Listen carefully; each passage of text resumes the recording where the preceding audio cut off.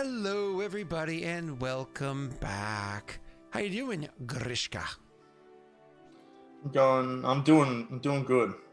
Just good? Doing good. Are you actually doing good? Like you're bringing like peace and love and prosperity and whatnot to the world? I'll let my hair down and I probably will be. That's still a bad... here's my phone.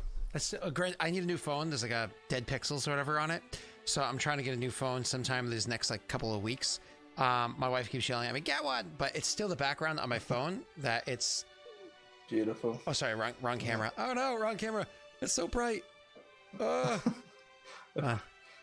It's still Jabus. Yeah. Right there. That's a good one. On the backdrop. So one of Josh's best. I've had people I work with be like, so what is that background? I'm like, it's a joke with a friend of mine. You know, he has long hair. You know, we call him Jeebus, like Jesus, and they're like, I don't get it. I'm like, don't worry about it. Typical for the people you work with. Well, yeah. Well, I mean, most of them are pretty dumb. All right. Well, you know. One of them. I brought a special guest back for today. Oh, Percy. Aw. Hi, Percy. I just took him to the groomers. He looks like a little teddy bear. Oh my god. Oh, all of his floof is gone. Put him back up like you just had him. That was like a perfect picture. Oh my god, look at that. He looks like a stuffed animal. You just want to He does. Aw. Oh, that is so cute. Just throw it at the couch. You'll be fine. He's young back to sleep. Yeah, he's sitting there going, no, where's my attention? Look at him. He's begging for the attention. He's like, why? But I was just, no, you don't love me? Okay. Aw, so cute. Now you make me want to call my dog down here. All right, so, but no, she's too far. All right, so anyways, the, where did we last leave off, Jake? Would you like to give us a little bit of a recap and why it was Jake Tester was being mean to you in the call? He was being mean to me in the call? Yeah, he was saying, good luck. Oh, that's right. I encountered a goblin. I also received an offer. Escaped a weird grave place. And I spoke to two who gave me some instructions. And they were seek out Nankaro or the Martyr. And to get there, I need to go back to that place that Gilret showed me with the water. Mm-hmm. He also said that the other two chosen were not on the material plane. He did not know where one was, and I think he said where Tesh was, but I can't remember. Yeah, he said Tesh was on the plane of fire. Yeah. So we're heading to the water plane.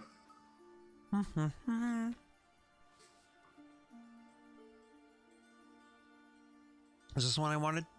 Yeah, we'll play with this one. Alrighty. So, you are, so where you are, which is, you don't know the name of the plane that you're in, but you're in one of the outer planes, as opposed to Tesh and Newish, you're in the inner planes.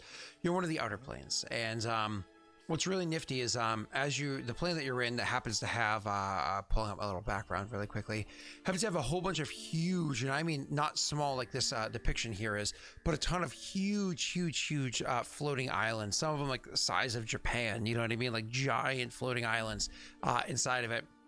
But also small ones as well. You're able to kind of like travel along these, choose which place you want to be gravity and kind of fall to it. Now, again, to be clear, this is not option directional gravity. This is objective gravity, not subjective gravity. And what that means is that you have to choose a location to be your gravity, and then its normal gravity takes place from that location, right? As opposed to subjective gravity, which is you can choose which way is your gravity and how strong it is and how much you want it to fluctuate, so on and so forth. This is important because it means if you're standing on the ground and you choose up is now gravity, you fall up at the same speed that in real life you would fall down, right? Whereas subjective gravity, again, you can choose up as the gravity, but it's only like, 20% of the gravity, so you fall upwards at a graceful pace. It also allows for you to do things like run in a box around it relatively easily if you have the ability to change those. You've gotten pretty decent at working with, again, what you're in, which is objective gravity, which means that you can actually run and choose a new location and go to it at full gravity. You've actually gotten pretty good at it. You've traversed all this way, spoke to 2, who unfortunately had died, and are traveling back to the island where you spent the night. The island where you saw an infinite amount of water coming from, because you were informed, oh, hey, that island happens to be a portal to the plane of water. Now, the fun thing about portal to the plane of water is things don't work so easily like that. The way that the planes work with this little funny map that you see behind me is you actually have kind of like the prime material plane is going to sit in the middle. This has all of the, this map is not perfect because it's showing other ideas or whatever. I just like this map. I think it's fun. Prime material plane is going to be more or less like a universe that sits kind of in the middle of the cosmology, right? With the outer planes traveling through what would be like the astral plane over to all of the outer planes, which is like kind of where you are, planes of law and chaos, good and evil, so on and so forth. And then you use the ethereal plane to travel back instead into the inner planes, which is going to be like fire, water, ice, positive, negative, so on and so forth, right? So because you're out here and they're back here, you want to traverse kind of like a skip over and across. You can't so easily do that because the astral plane is all over, but not perfectly all over. What you're realistically going to be doing is kind of traveling where you are, because more or less you have to imagine the reason why there's an infinite amount of water coming through this thing that you're about to start swimming through. Is there's almost like a tunnel that happens to exist for whatever reason, however it was made, if it was intentional or accidental, because cosmologies collide and whatnot, the planes collide and whatnot. They're not stationary. So the way that the way that this works is there's most likely where you are in the plane that you exist, there's probably a tunnel that travels through the astral plane and into the ethereal plane, and then through the ethereal plane and into the plane of water. Where we left off, your character was traveling back to or had just gotten to the islands where you had spent that night and got the rest. We're going to pick up with your character being back at that island. There's really no reason to have it be a difficult traverse. There's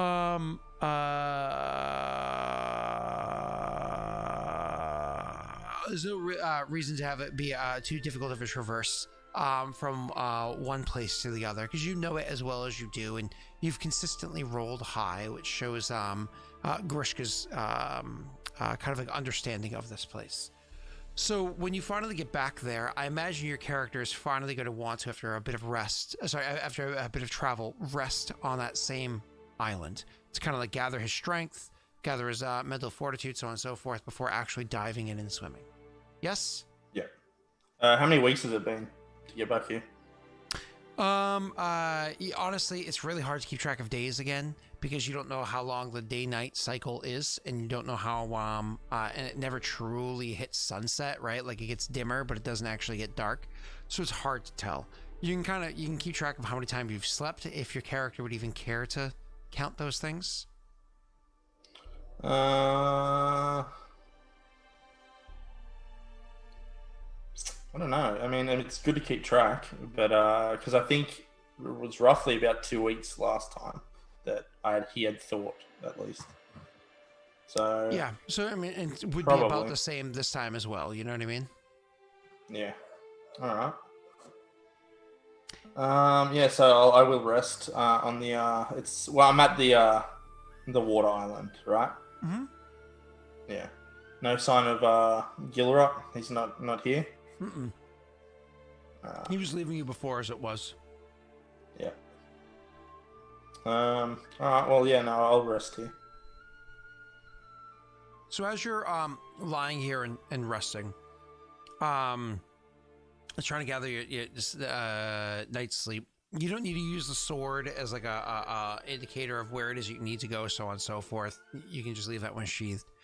And you lie on the island resting.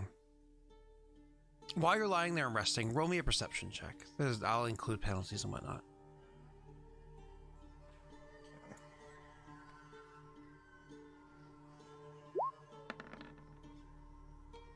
Oh, 35. well, hello there. That's a beautiful one right there, isn't it? Yep. So, with your perception check, you happen to wake up in the middle of the night by hearing voices speaking. Do you happen to speak giant or no? I don't, but as soon as I heard the voices, I would cast that spell. Well, cast that spell requires a verbal component, which could potentially be heard by others, doesn't it? I mean, at the same time, he kind of needs to know what's going on. If he just randomly hears this, he'll do it as quietly as he can, but he'll still do it. Blueprint in chat for me. I'll finish describing the scenario. And you can choose if you want to cast it or not, of course.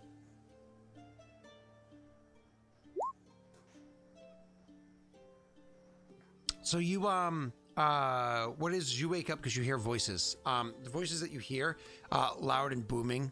It sounds like, well, voice that you hear, loud and booming. It definitely has a kind of like a gravelly sounds to it, but you don't understand what they're saying. I mentioned giant with no, it's a language, so obviously you meta know that, but your character doesn't have that understanding.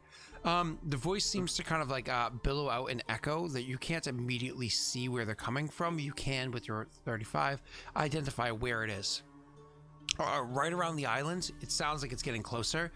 Wherever this voice is, it looks like it's about to crest the lip of the island. It sounds like it's probably about to crest the lip of the island and be within view of where you are. Now, where you are happens to be on the tiny little sand bed, the tiny little island, and this floating island of water that's there, that's constantly running like waterfall off of it. Your character has a quick moment. You can choose to cast that spell if you would like, or you could choose to go and try to hide yourself. I'll cast invisibility if they're about to crest, and after I do that, he will more or less immediately then cast voluminous vocabulary and then move from his position. Sure. So you kind of like, almost if you're thinking combat rounds, stand up and immediately stand up and cast invisibility on himself to make sure that he's not going to be noticed. And then as he's like grabbing up a bit of his equipment, not everything, just like his axe, starts rushing to the other side of the other side of the island, far away from where the voice is, and is trying to cast a voluminous vocabulary. Could you roll me a stealth check for that one?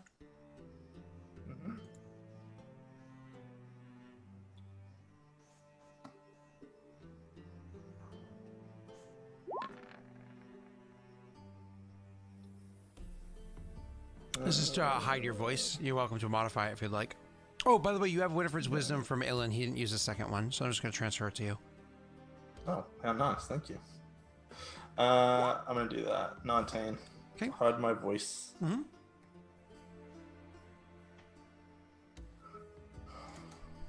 The giant's voices are loud and booming enough that they don't seem to notice you. Mm-hmm. But what you do notice is that there is a form coming over the edge. The form coming over the edge, flying up and just kind of like doing like a couple like 3-step to make sure that they land comfortably, boom, on the actual sand itself, is not a small figure. Holy shit, they must be like 23, 24 feet tall. Like, they're fucking massive. It's this massive, massive giant that's over your head.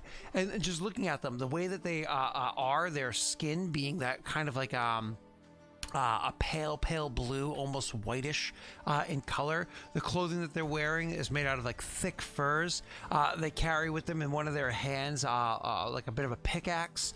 Every part of them like big shaggy hair that's pulled into what are they called, like dreadlocks, but not like, nice neat dreadlocks, like like dirty hippie dreadlocks, as opposed to well kept dreadlocks. I mean, the beard is a bit of a scrangled mess. Everything about this massive creature before you screams that they're an ice giant. It goes without saying. You can pretty much understand that immediately. And then shortly after, like right as they are kind of like landing, boom, on the ledge that's right there. You can see that the just afterwards there is a another giant that crests over, but this one looks very, very, very different. Instead of looking like them, this one is much shorter, much shorter, probably only about 10 feet tall, still much larger than you, but less than half the height of the other one. About 10 feet tall. Its skin is kind of like a ruddy color. Its beard and its hair are like almost like a crimson red. It's wearing a very dark colored iron or some other material that it's wearing. And as you kind of like, as it flies over the crest as well, and boom, lands on the ledge, the two of them are standing there, and they're having a conversation. You're obviously invisible, step to the side, and listening into the conversation that they have. One of them is saying, no, one looks like Ganon. Yeah, Ganondorf. That's right. That's funny. They do look like Ganondorf. That's funny. So anyways, yeah, they haven't listened to the conversation. You hear the ice giants, saying, we need it. We need them. Give them to us as you get what owed. And you hear the other giants, the one that's Cloud and Metal, being, Percy's so cute. The other one, Cloud and Metal, being like, no, you get payments. So you get goods on receipt of payments, and not before. This is the deal, as it's always been. But we need it. We need it now. It is how we will be win. We need to have them. Like, no.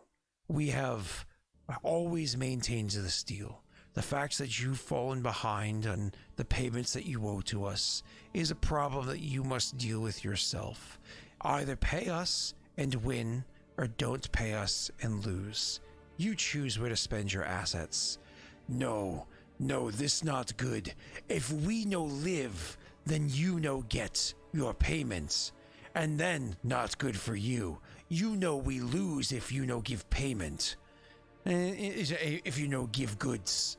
And he stops and thinks, well, you do have a point. If you die, then you won't be able to pay us. That is true. We do need the payment before we deliver the goods. It's your life on the line. We don't mind picking through your wreckage and collecting what we want. Give to us what you owe to us, and we will give you what we've promised, as has always been the deal. No! Deal's bad! And he raises up his pickaxe and actually goes to like take a step forward to attack the other one that has the big metal bands. It's like the big metal armor or whatever that's on him. I misspoke because immediately what he does, and it's not like he moves quickly by any stretch of the imagination. They're not incredibly graceful creatures, but definitely the smaller one is more graceful than the larger one. He takes a quick step back, reaching behind him and pulling out what literally looks like iron bands. And he grabs it. He grabs the iron bands and he literally throws them out at the other creature. And you can see these iron bands that he has, while they were definitely the size that could comfortably fit onto a creature that's probably large size, it almost seems like as they're flying through the air, you have a super high perception, you don't need a roll, you just notice these things. It seems like they expand. And the bands, which are not connected by any chain or link or anything like that, independently fly over to the ice giant's wrists and clasp onto those wrists. And as soon as they do, as he's like swinging his axe, it almost seems like they like magnetically or something kind of pulled together. So as he goes like holding the pickaxe and trying to swing it, all of a sudden his grip is completely thrown off and the whole thing does this like weird spin as his wrist kind of causing the whole axe to spin. And the axe actually spins in such a way that it ends up clipping the guy's own shin. Not like anything that would be particularly painful, but ow. You know what I mean? Like, I always definitely drew blood as he clips the guy's shin. As he does, I was like, you bastard! He's like, you're going to attack me at a neutral site for dealings? No, that's not how we do things here. And he goes over and he, as the giant's kind of like getting ready to try to bulldoze him, he steps to the side, actually with a bit of a nimble tumble. He rolls off to the side, picks up the giant's pickaxe, and sweeps out underneath his legs and says, like I said, that's not how we do things here. And he raises the pickaxe and slams into the guy's chest. Is it enough to kill him? No, these creatures are incredibly resilient, even against each other. As the axe is literally sitting inside, the pickaxe is sitting inside of his chest, he then starts pushing him into the water and says, that'll give you a moment to think about things. 1 second.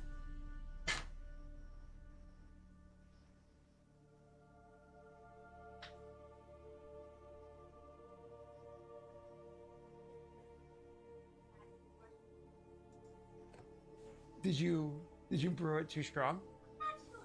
Oh no, what did you do? How many scoops did you do?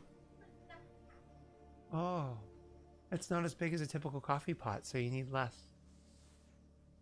Well, it's too hot for me to try it. I'll see if I get a hairier chest. Thank you. That'll let you cool off, he says as he pushes the body into the water. You're sitting there witnessing this whole thing, and as he gotta love the wife. She's so sweet. Look, she made eggs. That's nice. Turkey bacon. I love turkey bacon, and then jam on toast. So happy. All right, so anyways, yeah, he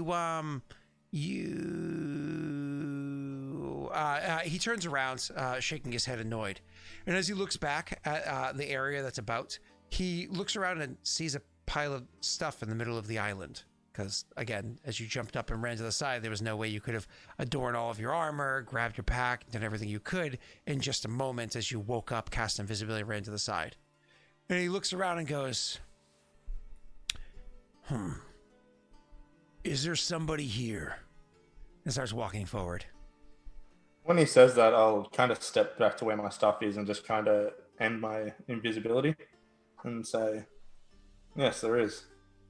He looks at you and says, why shouldn't I kill you where you stand?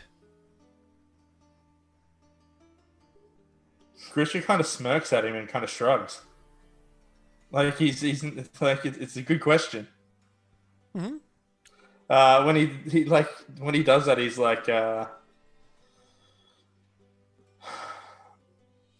the guy you just hit with his own weapon and threw him through there. Where'd he go? He's still floating around in the water. He's just floating there. He didn't go through the portal? Not yet, at least. Okay, all right. Yeah, there's he just say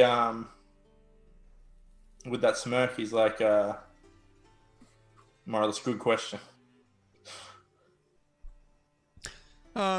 He says, it's one I'm about to answer.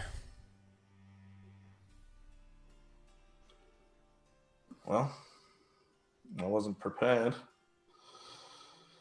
I really have somewhere to be. Wrong place, Tell wrong me. time. Right place, maybe wrong time. Tell me though, if you can. Where you put the big fella. That's anyway through that. He looks at you, just kind of like solidly looking at you. He slowly draws out a greatsword and nods. He's gonna say, while he's talking, Grisha's kind of trying to pack his stuff because, he's probably not going to win this fight, and he has somewhere to be. And he says, we don't have to fight now. At least I just need to get through here. I was sent,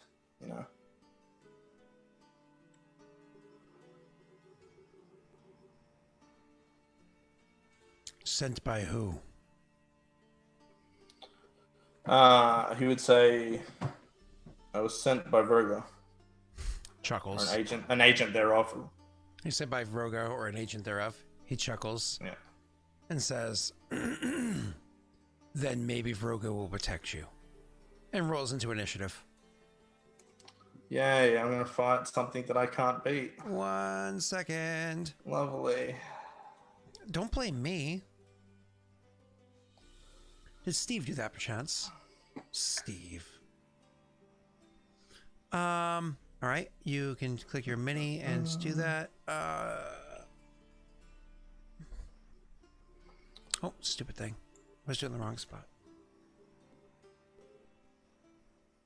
And you say you're writing your own base con language? You're working on your base con language? What's a base con language?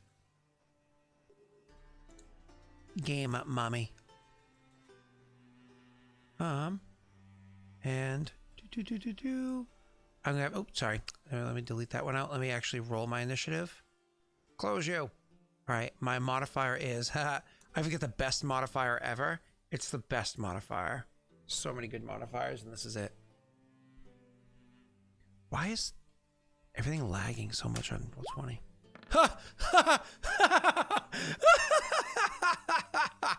I rolled a natural 2 minus 1 equals 1.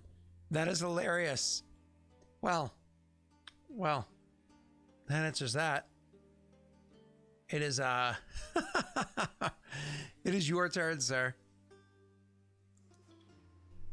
Well, I mean, the best thing for me to do is cast invisibility and move. If you think that that's going to work. I hope it is. He will cast invisibility. And he will try and move away from where he is supposed, where the guy is, I guess. What guy? Move towards like where the ice guy is? I want to get away from this other giant. Mm-hmm. Yeah. Okay. So you're gonna cast invisibility as your action. If I can get by some cover, like behind some cover or something, you know, then I will. No cover. It's just an island, no trees. Yeah. Just sand, remember. You know, hopefully you can't see me. So you cast invisibility and you go right over to where that other giant was, the one that kind of like got pushed into the lake. Not so much right over there because he knows that I need to get through that portal. So probably it would be the first place he'll go. Okay. So you just kind of like move around or away or whatever the case may be. Do me a favor, roll me a stealth check. You get a plus 20 for being invisible, but because you're moving a minus 10, so it's a net plus 10 to your stealth. All right, plus 10 to this. 26. Okay. 27, damn it. I always get ones on those luck dice. All right, Scott, let's not roll like garbage. Natty 20, baby. Damn. Natty 20. Oh, I have a swift action too, which I want to use. Uh-huh. How convenient. Go ahead. Yeah. Okay, I'll have to activate my judgments. Not that it's going to do anything against a giant, so... and...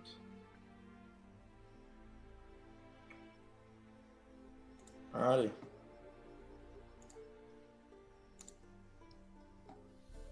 Ready? Yep. Okay. So, you, what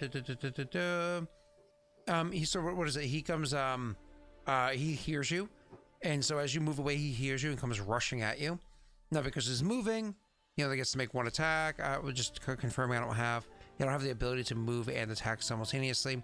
And when I finally get to you, my attack roll is going to be with a 50-50 mischance because I can't see you. Because I don't have blind fight. No, I do not. So I'm going to power attack you.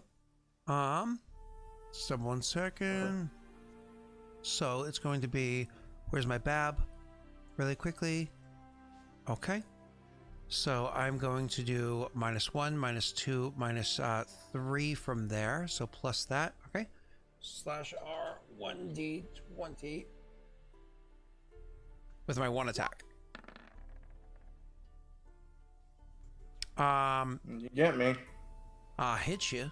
And so I'm going to do damage equal to, oh, wait, 50-50 mischance. Hey, chat, odd to hit, okay? That's how we're doing this, odd to hit. I'm going to roll a d20.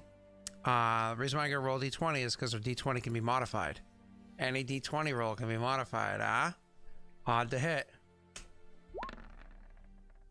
Are you kidding me? I wasted a natty 20 on that?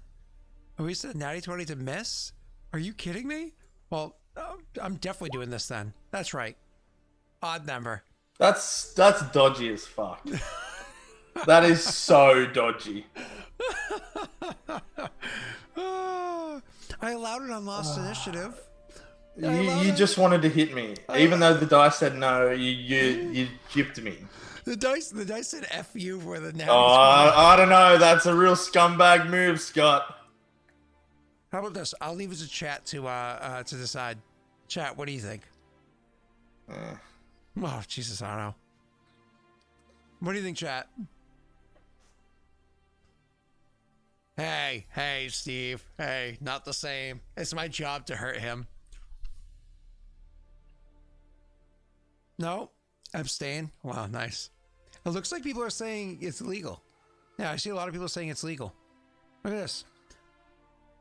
Yeah. All right, it looks like everybody likes it. All right, cool. I'm going to allow the hit to hat. Uh-oh. I don't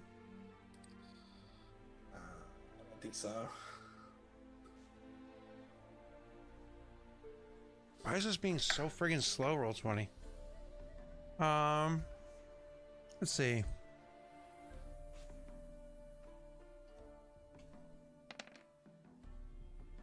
I'm just kidding.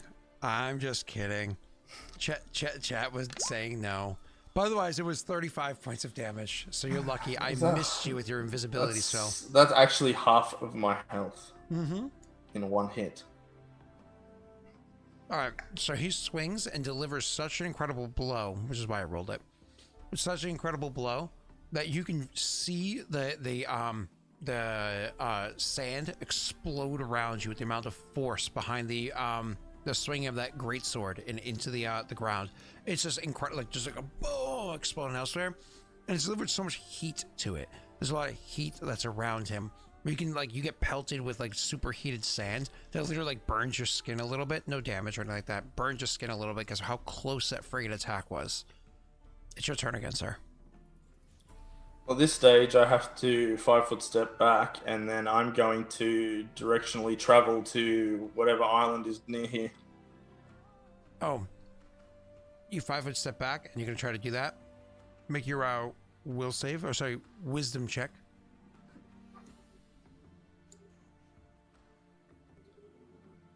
I'm gonna use that Winifred's with this. Okay. +5, 18. Okay, you make it. Funny thing about that 5-foot step back is you take your 5-foot step back thinking that's going to protect you. So you take a step away from him. Free 5-foot step doesn't affect you. You use your standard action to try to fly upwards. He sees the depression of the sand shift. He gets an attack of opportunity because you're still within his reach because he's a large-sized creature. So I'm going to take an attack of opportunity against you. So did he actually see? I thought he would have attacked from 10 feet away. Did he actually get right up? Oh yeah, into my face he went up into your face. Absolutely went right up into your face. Hence the explosion and everything right next to you. All right. Well, we can say that, but if that was the case, I could have just withdrawn. Well, you wouldn't be able to fly away then. All right, hold on. All right, I'm gonna try this one more time. Oh jeez. God damn it! You fly away. You fly off the island. Luckily. You fly away. And then he looks up at you like Neo at the end of the Matrix. Nah, I'm just kidding. He can't see me. He doesn't chase you. He has no idea which way you flew. He yells out after you, "Forget what you saw here." There's no reply. I imagine you wait around for a short period of time, and eventually you wait until the giants end up leaving. What he ends up doing is you can watch from the distance that you are, because you stay on the islands nearby, one of the ones up top where you can kind of look down. Usually eventually he grabs a chain out and he throws it over to where the pickaxe is stuck into the other giant, pulls him ashore, sits on his chest and has a conversation with him, and eventually pulls out the pickaxe, throws it at the ground next to him, and jumps off of the island and leaves. The ice giant eventually pulls himself up, and pulls the axe off the ground. He's clearly wounded or whatever. He's not very happy. Scoops up some water and uses it to freeze it to himself. And then he also will end up leaving the island. Some more hours pass, but eventually you guys, they move off and you're good to go. You're welcome, Steve. So, then you're finally good to go. You're able to rejoin back to the island. And Sans, there's something that people said in chat. Oh, that was not a frost giant. Frost giants aren't stupid. So you end up jumping back down to that island and probably finish resting. And how are you going to go diving into this water? What's your method here? What's your plan? I don't know. I'm gonna have to remove my armor because I'm gonna have to swim. Mm-hmm. Like, so. I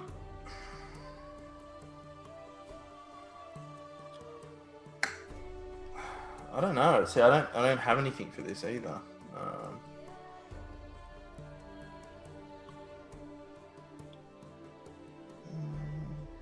does that last for? 1 second. That doesn't work. Well, I portrayed my concerns. I was told to just do it anyway. So I guess I will kind of probably submerge myself and just see what see if that does anything. Mm-hmm. It's a bit about experimentation, I guess, at this point. And you're gonna wear your armor and everything too? No, I'm gonna take my armor off. Oh, my apologies. And you're gonna store it where? Yeah. In my handy haversack. Cool. So you're actually dropping your load to like a light load, which it may have been already anyways, and you're removing your armor, so you're gonna be swimming a bit more bare. Anything else you want to make sure you store away in extra dimensional space, or are you just fine with most of the stuff on your person? I'll pretty much have to have everything in the bag. Except for, I imagine, at least one weapon on hand. Yeah, I'll have like or school be with me. Okay. I imagine you strap them close to yourself, so it's not just like loosely hanging there or whatever. And then, of course, you just go and you dive in, jumping into the water. Go ahead and make me a swim check, sir. Yeah, 1 second. I don't know you want to fire it. I want to see how bad it is.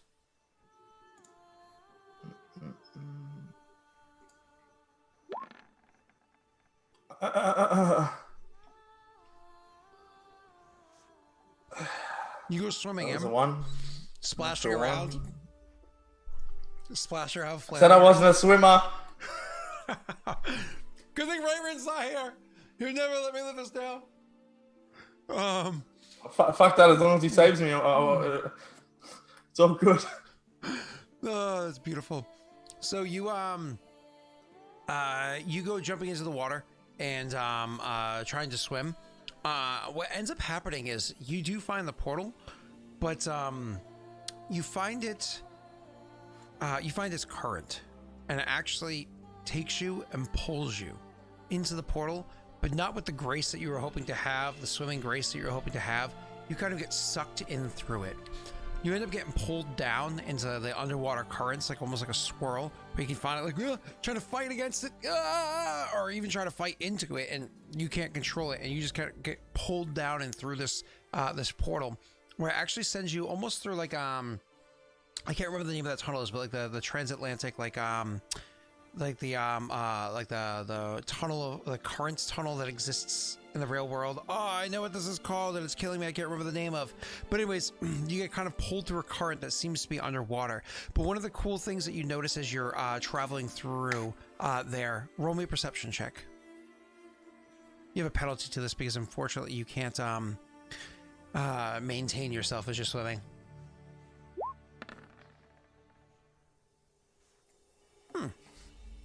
Are you happy with your 28?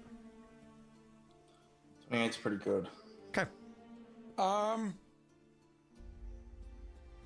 of the things you notice as you're traveling through there, everywhere around you, outside of this like tunnel of water, which isn't a straight tunnel by any stretch, it's zigzagging and so on and so forth, is this strange milky white color. You see this strange milky white color all around you, everywhere you are. Now, I know you, the PC, are familiar with this because you were on Lost Initiative with me playing inside the Dark Sun campaign. But It's this milky white color kind of all around you, everywhere as far as you can see. Up, down, all over. Everywhere is. At least for a while.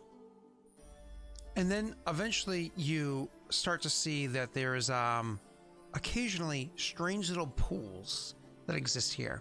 Pools of different colors. You see a color over there that's greenish and a color elsewhere that's kind of a bit of a purple hue to it. You see these strange pools off in the distance all around as you're traveling. You realize that the color of the astral plane that's around you as well, this milky white color, it also has its own hues. At first you just noticed it was milky white, but as you continue traveling through this for more and more and more time, you notice that even the shade of that milky white color seems to transition. It goes from what was a darker shade of an off-white to a much lighter shade. And this continues on for a long time. Honestly, you don't know how long this is here. And fortunately for you, you realize at some point in time, you've been here for so long without breathing, and it hasn't mattered. You haven't needed to breathe. I don't know if Grishka would try to pop his head out of the water to at least try to gasp a breath of air, or if he would just ride the fact that he seems to be okay right now. He wouldn't at this stage. It'd be like, why don't I need to breathe? That'd be going through his head, but it'd just be like, maybe it's something to do with this is a portal. Maybe, like, I don't understand it, but, you know, don't look a gift horse in the mouth kind of thing. Mm-hmm. Okay. Wait, Josh, are you at the hospital? Is your wife in labor? Are you there? Oh, your wife's in labor? Yay! Aw, I'm excited for you. Woohoo! Okay, Anno, that was okay. Well, that's interesting. Congratulations, sir. You didn't text me that. Why didn't you text me? I'm way more important than any of your family. Oh, well, you did text me, actually. You said, how's your day going? Okay. So, continuing on. You're traveling through this current that happens to be here. And no, I don't check my phone that often. I try to put it on silent all the time. You're traveling through this current as far, like, incredible speeds, being whisked through it. And then eventually you see that this current seems to be heading towards, again, another pool, another colored pool. As you see it kind of growing from a distance you don't notice it. It's when it gets rather close that you notice, like, oh, there's like a puddle or something I'm going towards, but you're not traveling down towards it like you're going down a waterfall. You're actually moving at a lateral plane with a slight incline upwards as what you're moving across. And again, in a kind of a zigzagging formation.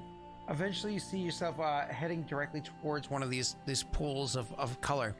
And as you get closer and closer and closer, once again, do you stop to draw breath or no? No, he just think it was part of the whatever's going on. Cool. Eventually you traverse into the area. I love the way you said that, by the way. It gives me so much confidence. Yeah, no, it's cool. You just haven't breathed in a long time, including when you first jumped in the water and rolled a natty 1 for your swim check. You go splashing into the plane of water, where literally all around you is just water. But it's way more important the fact that there's water all around you. As you first go inside there, and you just go into the plane, which is so dark. It's so hard to see anything around you. 3 things happen. 1, holy shit, the water you're in is extremely cold. 2, holy shit, the water you're in is extremely dark. And 3, holy shit, there's so much water around you, the amount of water pressure around you is crushing. So, I need number 1, a check against the crushing. What the fuck is this? Have faith. That's what fucking 2 said to me. I said, I can't. I'm not a good swimmer. We grew up in the Barren Lands. He goes, have you no faith? Oh, okay. What a great answer. All right, what do you need for the crushing? Fortitude save. Oh, God.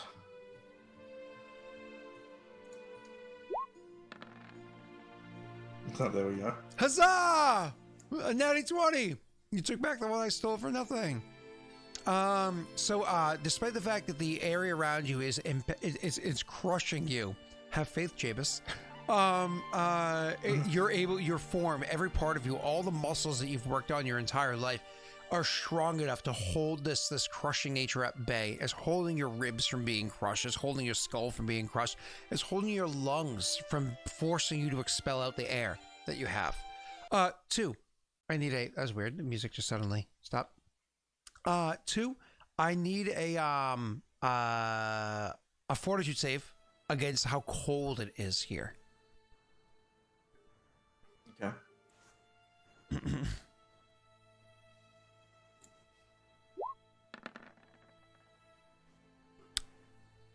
You have no allies around? A 16. 16. Do you have anything else that modifies you against cold or no?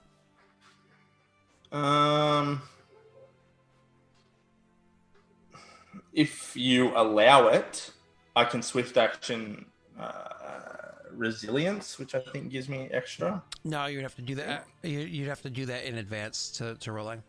Then no, that's all I got. That's just my fortitude. So the cold is ridiculous, and it doesn't immediately cause like any amount of damage or anything like that for hypothermia.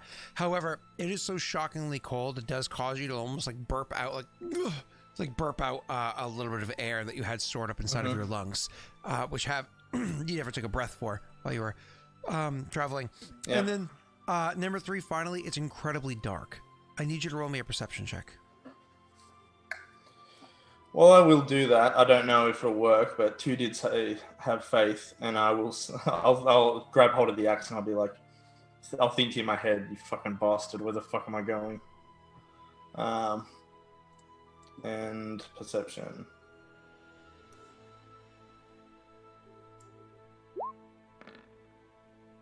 Oh, Jesus. You can see, despite the fact that the water here is not perfectly clear, there's a bit of a murkiness to it. You can see that nearby to where you are, a little bit down from where you are, and again, you're in a 360, you're in a 3D plane. So you don't just like look that way or that way. You also have to look up and down. Down from where you are, but also off to one of your sides. Almost a 45-degree angle down and off to the side from where you are. There is, you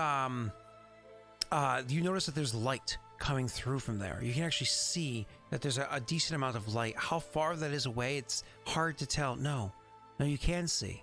Despite the murkiness disrupting the light that's coming your way, you can actually see there is, hitting amongst some structure that's over there, there's not only is there light coming, that light looks like it's a light being emitted by a place where you think there's people there. You see movements. More important than that, you think you see that the entire place is covered in a bubble.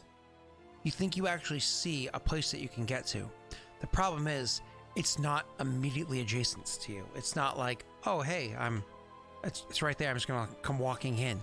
You're going to have to swim there. And there's a bit of a distance.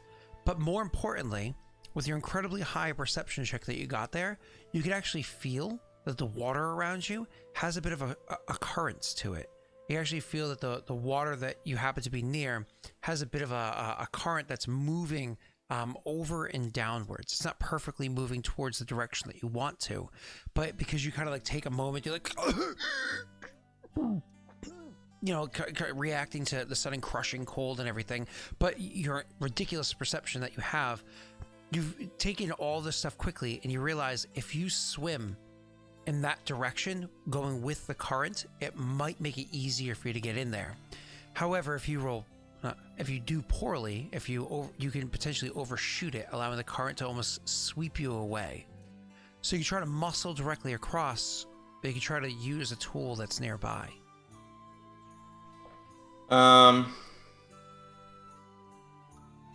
Well,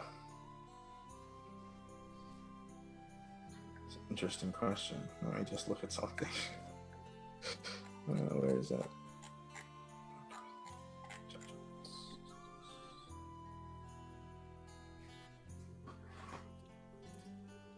Okay. All right. So how far relatively is it? Not a short distance. If you had to guess, a few 100 feet, and you have to swim the whole way without breathing. If it's not a short distance, then I'll have to try for the current. Much like with the traveling, I'll try and exit it before the bubble. However, so it gives me some wiggle room. However, I know swimming against a rip, especially, is fucking hard. So. Mm-hmm. And what do you mean? What did you have in mind? Because it sounded like you had a plan there. I'm going to enter the current, but I'm going to try and exit it a bit before. So if I fail, do you know what I mean? At least I've got hopefully another chance to get out. I thought you had. It's a short distance, so you had a different plan, like a spell or something you were going to do. All right, cool. No, I don't have any spells that would help. Mm-hmm. Nope, you're fine. All right, cool. So then, what you're going to do from here is you're going to go ahead and make me a swim check. Okay. Swim. There we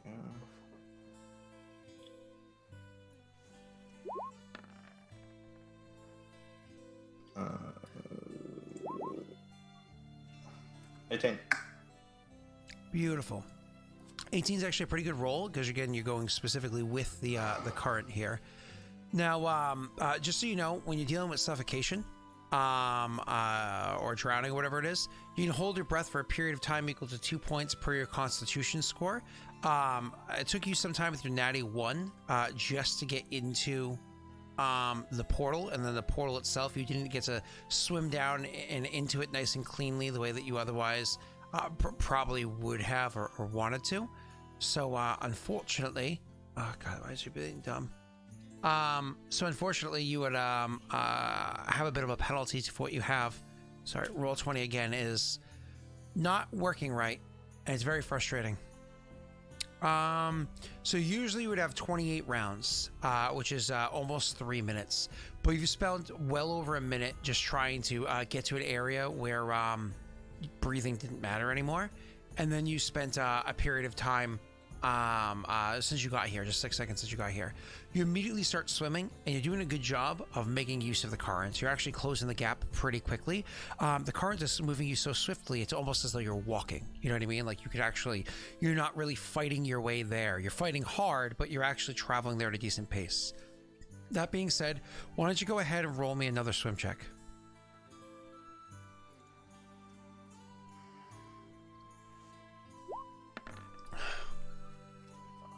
Beautiful. Actually, you end up getting a knack for what it is that you need to do. I mean, this happens in real life too, where you kind of find your stride when you're swimming. This doesn't work if you're inside somebody's backyard swimming pool. It requires at least an Olympic length pool and a couple of passes for you to really find your stride and know, okay, no, this is the stroke that I need to do. You actually end up working with the current very well, kicking well enough that it was really thrusting you forward, fighting against it, working along the rim of it just close enough that you know that you can kind of pull away if and when you need to, which you're definitely going to get away, because as this cart has this twisting motion, you can see that it's about to start hitting a hard curve. You can feel the current around you about to hit a hard curve where it's going to start working against you. You're going to be surely aiding you some degree, but more hurting than helping at this point. At this point in time, you're going to have to splinter off from the swim that you're doing. Go ahead and roll me another swim check. Too many swim checks. Okay. Vikings watching. He's saying, for Australia, mate. Do it for Australia. Do it for the Stars and Stripes, right? Are you guys Stars and Stripes? For the Aussies? Is that what you say? Yeah. Specific Victoria, of course. Of course. God, I can't do accents. Anyways, so this is to get out of the rip, right? Yeah, and continue going towards the other one. Are you happy with your 21? No. I want to make sure I really get out. Yeah, you rip your way out of there using that current, and then literally right as it's starting to hit that moment where it's going to start pulling in a direction that isn't beneficial, you angle your way out of it and start cutting directly towards where this big bubble is. You're actually doing incredibly well. Unfortunately, you're at the tail end of your breathing here. Like, you've been swimming. Like, swimming is an exertive thing. It's not like if you've ever held your breath underwater in a pool, Jake or anybody else, even trying to go 60 seconds of being stationary, of being still, is crushing. It's difficult. You can feel your heart going at it. You see those seconds going by. You feel like you're dying halfway into a minute. It's miserable. So the idea of going nearly 3 minutes of hard swimming, this is very, very exhausting. I need you to go ahead and roll me a fortitude save, sir.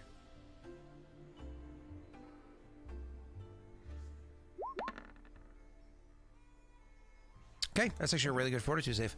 So, because those DCs work differently. So anyways, you make your way through there, and your lungs are burning, your throat is hurting, your head is crushing, everything is miserable. But you're able to pull yourself to the rim, to where the bubble's edge is. And then you come to a realization when you finally get yourself to the bubble's edge. Well, sure, you could go ahead and swim through, get that bit of air, so on and so forth. However, the city's still down there. You're at like, almost think of like a snow globe. You're like most of the way up the snow globe. You're trying to kill me with falling damage again? Like, again? I do that. Me? I'm a kind and every. Ask Josh. Josh, is your game hard? When you play your game, Josh, does it feel like it's difficult? Feels like no matter how many times I succeed, it just doesn't help. There's always something else. That's not true. Well, I mean, how far up is it? Like, so it's again, it's probably about 3/4 the way up, but that distance up from the bottom of the bubble is not a small distance. It probably about 200 feet or so. Okay. Is the bubble like solid kind of thing? Not like I can pass through it, you said? That's a good question. You haven't tried. Well, immediately as I'd start swimming kind of down a little bit and I'd try and stick my hand through. Yep. Like so parallel to me. You can actually feel your fingers cut through it, kind of like if you were underneath a waterfall or whatever it was and you felt your fingers kind of go through to the other side. You can actually feel that happening. I need you to go ahead and make me a reflex save. A reflex save? That's not a good one for me. If you succeed, you're fine. If you fail, but only by a little, you get a secondary option. If you fail by a lot, you just fail.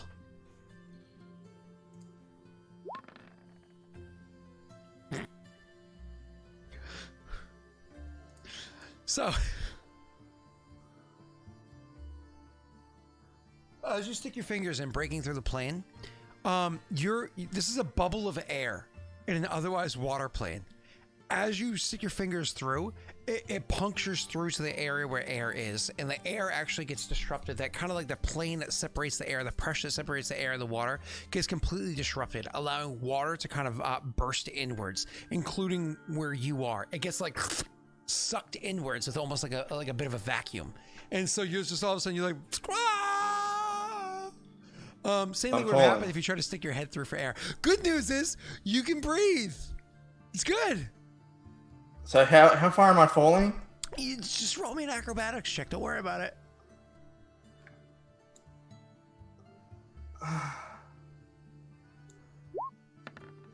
Six. Okay, cool. That doesn't help you. If the water is at least 10 feet deep, the first 20 feet of falling does no damage. The next 20 feet do non-lethal damage. Beyond that, falling is lethal damage per the normal rules. Now, the good news for that is, a character can, unfortunately, you failed your, oh, sorry, I said acrobatics. I meant swim check. Actually, you're good. You actually get to turn that into a swim check. Take that. Sorry. It's definitely better than that. There you go. Okay, cool. So actually, when you fall, it says 7 feet. Okay, cool. So you actually, you're going to take significantly less damage. So instead of 20d6 from falling 200 feet onto hard ground, we ignore the first 2d6. The second 2d6 is actually non-lethal, so you're good there. And then the last 160 feet worth are at about a third. So its value. No, sorry, half its value. So 160 feet are going to be 8d6 plus 2d3. That's what you're going to take. Ready? What was it? Sorry, that I'm taking? 8d6 plus 2d3. Okay. That's not so bad. Okay. 33 points of damage. That's actually not that bad. Yeah, alright. So you hit the ground, puncturing through the other side of the bubble. So luckily you got to breathe. So it was like, ah! Oh God, it hurt as you went splashing into the water down below. It was an incredible fall. It friggin' hurt. So so you go splashing through the bottom side.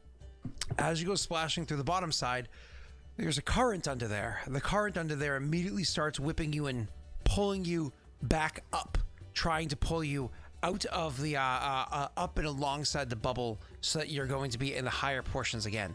I need a swim check from you, sir. I am a kind DM. Do you still have Winifred's wisdom or not anymore? I used it. Sorry. I used it to get out before, so yeah, alright, swim.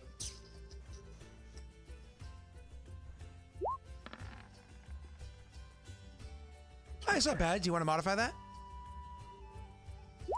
Cool.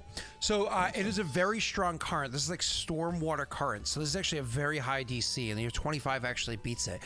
Despite the fact that it's trying to whip you and pull you back up and around, you're actually able to kind of like see the way the current is going, and you're fighting against it. But while fighting against it, you see an opportunity. The way that it's whipping you and pulling you upwards, you can actually see that the bubble is actually coming alongside where like a platform is, where there's actual ground on the inside of the bubble.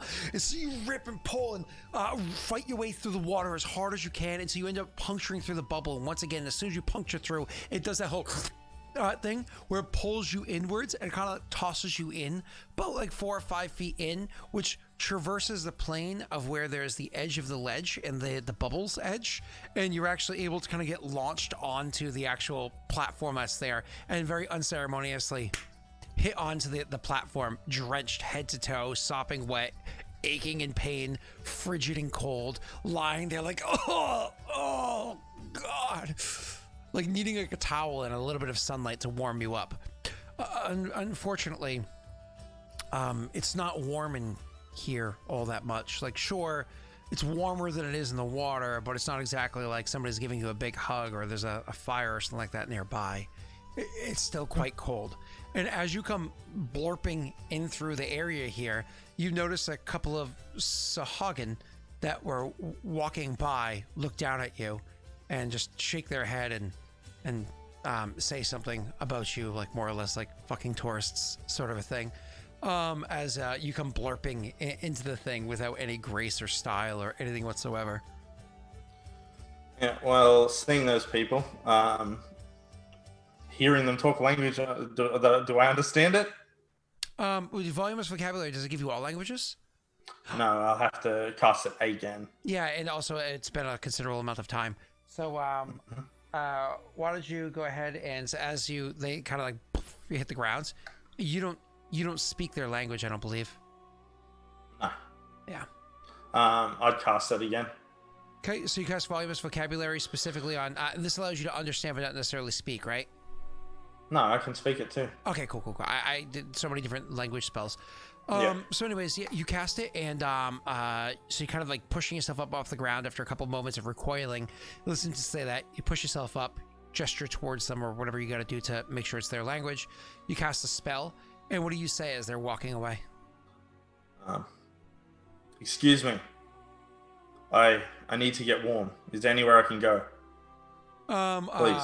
It takes a couple of moments, then as you say please, one of them kind of like looks back over the shoulder and sees that you're talking to them, and he kind of hits the other one to turn around and recognize you, and one says, "What you say?" Like, "What you say?" He says, I'm cold. Is there anywhere I can go to warm up? I've never been here before. Can you help me? You've never been here before. And makes its way over to you and says, You can't breathe out there, can you? What did he say? Sorry, I'll try to clear it up for you. You can't breathe out there, can you? He shakes his head and says, no, I can't. Looks at the other one, who kind of gives a bit of a grin and looks back and says, What do you have on you? It's fucking nothing on him. He has his bag. So you like gesture towards your bag. He says, Give it. I'm not going to hand it over. I'll say, what do you want? Give the bag. No, this has my clothes in it. He looks at the other one, kind of gives like a gesture towards you, and the other one's gonna rush forward towards you. Now you can clearly see what he's doing. It's pretty obvious you're a very trained combatant. You know he intends to rush forward, grab you, and Sahagin are not small creatures, and they definitely have elongated arms. It's more than likely he's about to push you through that bubble, if not something else along those lines. So he's literally starts rushing towards you, and you can see like the way he pulls his arms in that he's getting ready to brace out towards you. There's an initiative check technically for this, so you might be able to react before he's able to do something or prepare yourself.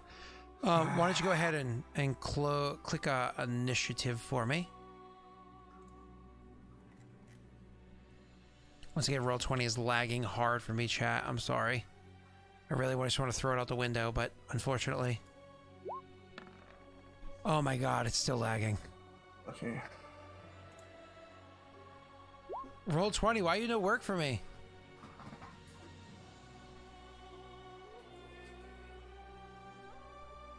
I really hope this fixes itself by tonight. I'm just gonna choose a random fish. Oh no, there we go. That's actually a Sahagin. It's a crappy Sahagin piece. And let me roll my initiative. Oh wow, you rolled amazing. I'm probably not gonna beat that. I'm still waiting for. I hope not. I'm still waiting for Roll20 to allow me to type the modifier for my goddamn. Oh my god, can I just have a physical D20? I was gonna grab a physical D20. This is. Oh wait. Did it apply? Oh my god. I rolled the same number. I'm gonna do a thing. Did you open roll? Woohoo! Oh no. Oh, I didn't open roll. If I don't You open didn't roll, open roll. But that would give me a 25, which you would win What anyways. about? Ah, god damn it! Take away all my fun, Jake. All right. So you see him rushing towards you, trying to, but you're able to act first, which could just simply be prepare an action to attack him, or whatever it might be. Whatever you'd like. Yeah, well, I will. What have I got here? Okay. I'm gonna move away from the bubble. I also have my weapon out. Because of like how close they are, moving away from the bubble would provoke an attack of opportunity, unless you can make an acrobatics check, or if you do the withdraw action or something like that. Even the withdraw action only makes your first square, not a AOO one. So you would actually have to more than like withdraw would get you away from one of them, but not both of them. The other one is still get an attack of opportunity against you. Not the end of the world though, because he's not gonna be able to shove you or grab you with that. He'll just have to be able to hit you, like claw at you with that. Unless you can acrobatics check. I mean, is there a point of not doing an acrobatics check? So acrobatics check allows you to move around the threatened squares without provoking an attack of opportunity. So that's why you would do it. You just move a little bit slower, but it's totally worth it for that. You're only beating their CMD. I don't know what your modifier is. Not for acrobatics, it's 2. Oh, well, you might roll well. Okay, so how close is he to me at the moment? Usually it's fine, Josh. I've never had issues before today, but it could be because of the update. I'm sorry. How close is he? Yeah. Like, they came up close. Like within 5 feet, yeah, or like 6 10 feet feet or so. away Yeah. or something. Yep. Okay. Like within a Fuck, I'm gonna get thrown back out of the fucking bubble. I'll attack him. Okay, sure. Like if he, yeah, I'm gonna prepare an action. Like if he comes, I know what he's doing, right? Mm-hmm. Like that much is. Yep. Yeah, Yep. okay, It's I'm very, gonna- very, very obvious to you. Fuck me. Why is my CPU at 78, 80%? That's crazy high.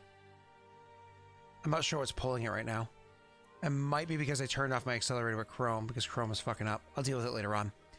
You know what? I get my full action. I can invisibility, and then I'll move. And that is my. I haven't slept, so that is my last slot. So you're gonna use invisibility. Invisibility. You're gonna have to do that defensively with where you're standing. You can't really take a step back because it's the ledge. Mm-hmm.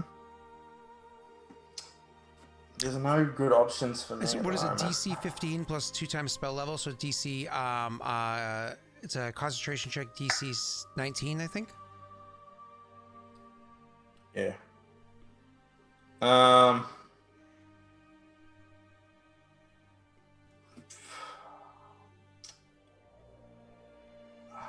Yeah. Right. I'm just confirming that for you. Yeah.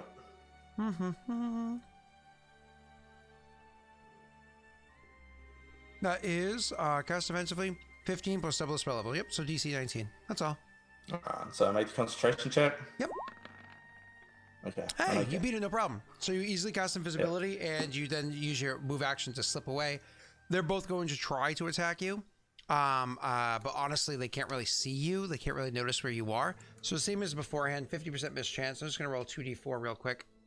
See if either of them even have a chance. Oh, they both technically have a chance, but your AC it's a pretty decent AC. What's your AC without your armor on? 16. 1d20.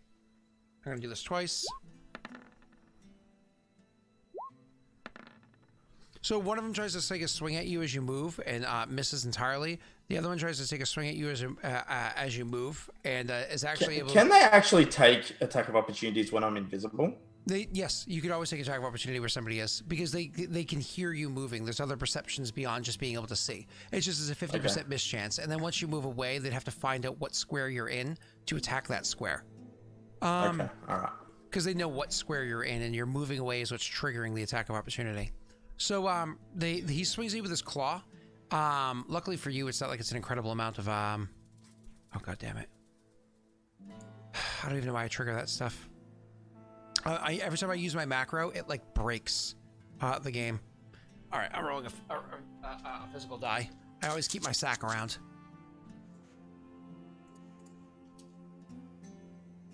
There we go. As I drop 2 dice trying to get my D4. I rolled 1 + 2, 3 points of damage. I've never had to use physical dice, but roll 20 today is absolute garbage. I've never had to do that before in 4 years of streaming D&D games. It's the first time I've ever had to do that. It is so bad. So anyways, yeah, you take 3 points of damage. Nothing too incredible, but you move away. At that point in time, they're just like, where is he? Get him! Find him! And they go like looking to find out where you are. Luckily for you, you can just move away. Yeah, and that's what I'll do. They technically have blind sense, but only in water, and you're not in water, and you're able to make your way throughout the rest of the city. And why don't we end it now? Because I want to spend the last little bit of time I have before I go to work trying to figure out why the fuck all this shit is broken. Because I have to run Lost Initiative tonight, and I won't have time after I get out of work later on to do any degree because I get out so late that I have to run right home and go live immediately to not be late for the game. Because work right now is not very fun because Christmas is the worst time of year. So with that being said, I am going to pop off of here to try to diagnose really quickly. Jake, anything you want to say or add? Anything you want to tell people before you get out of here? Are you happy to be literally the one step away from Neil? Yeah, I really hope that we can get back together, very soon. It looks like I don't. Is how close is Tesh? One step away. He's on. Can So I it looks pull up like. an image? I'm listening. Oh, I was gonna say if we're both one away, it looks like maybe we could possibly make it.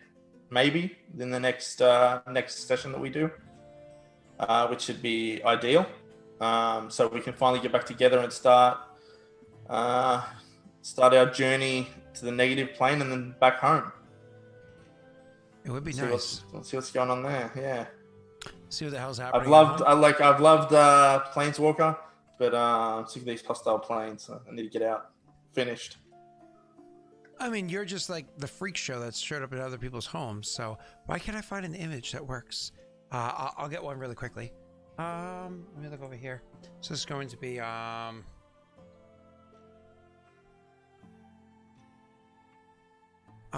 here we go. Go AU. Okay. Yeah, get back home and see how, make sure everybody's still alive, make sure everything's still going well, make sure it's all fine. Everything's fine, right? Right? Everything's fine. It's all working out so great. I'm trying to find one that would actually display well enough on the screen behind me. Yeah, this one works. This one will work well enough. Download image. Oh god, this is gonna be blurry as fuck, I bet. Is there not a bigger or better image? Jesus. It's really hard, and I'm no artist, otherwise I would draw something myself that's a better representation. But again, I am no artist. It's hard to describe what it is that you want to, I guess, describe to others. Tools, let's say size, large. Maybe a bigger picture. And everything else is in 4th edition, or sorry, 5th edition's map, and I friggin' hate 5th edition's map. It's so not good. This one is actually good enough. This will actually work. It's not perfect, but this will actually work to get the point across. And let me add an image here. Downloads.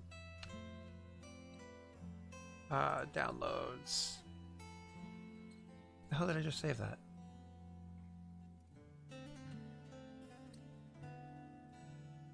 This is super exciting for me. I'm like, hey, I gotta get out of here and then I don't get out of here. Joey, in regards to why the negative plane, Grishka has he knows Nankara a lot better than he does the Martyr. Oh yeah. That's why he would go there. He doesn't know shit about the Martyr. No, nor does he care. Yeah. I swear, it does say that I just put that inside here, didn't I? Did I just save that right here?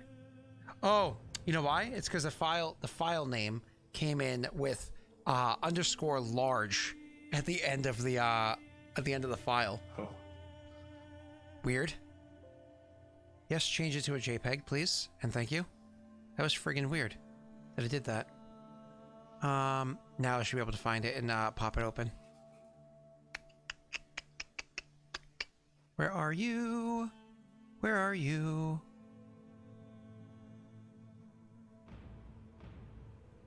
And it's still being a bitch. This is getting really annoying. I'm about to give up. You know what? Fuck it. I'm just gonna do it like this. Bam! I said bam and nothing happened. That's not very dramatic. Bam? Where are you posting it? There we go. Fuck it. Got it. Ha! I was trying to show you something, but now it's on stream. I couldn't make it work. It was really freaking annoying. So now I've got it on screen. So this image right here, I just quickly Google searched one. So the as opposed to making a background behind me so I can gesture to things, you can see where the plane of Earth is on the right hand side, and you can see where the plane of water is up top. The plane of ooze is between the two of them. So Tesha ended in the plane of Earth, and you ended in the plane of water. So it's literally right between those two planes. It's where the two of you need to go. God damn it. I need to walk away from this before I throw something at my computer, because nothing is working the way it's supposed to. Like, I saved a picture and it saved the file with the _large added onto it. What the fuck? All right. Let's go away. Bye, everybody. I'll see you tonight, 9 p.m. EST, twitch.tv/Lost Initiative. We got that new goddamn emote to make you all happy, you friggin' freak shows. So hopefully you're excited to play with that damn thing. And congratulations to Josh again. Oh, well, not yet. Not yet. No congrats Soon. yet. No congrats yet. First, his wife has to do all the work, and then he gets the congratulations. True. Hey, that's how we became dads. You know? You're not wrong. You're not wrong. She did all the work, and we were like, "Look at me, I'm a father." I'm a. Like, what is it? So, what does this gas stuff do? Yeah. Is that what you guys had? Laughing gas at yours? Yeah. Yes. My buddy Dave. I don't know if you met Dave or not. He was also on Dark Sun. Dave's wife also did the laughing gas. We did. Brittany ended up, because she had to do an emergency cesarean, she did epidural. So fun. All right. Bye, everybody. Bye. Fucking computer. Usually I'd raid, but you guys know nobody's ever streaming at this time of day, so I'm not gonna raid. I'm just gonna bounce so I can get ready for work. Bye, everybody.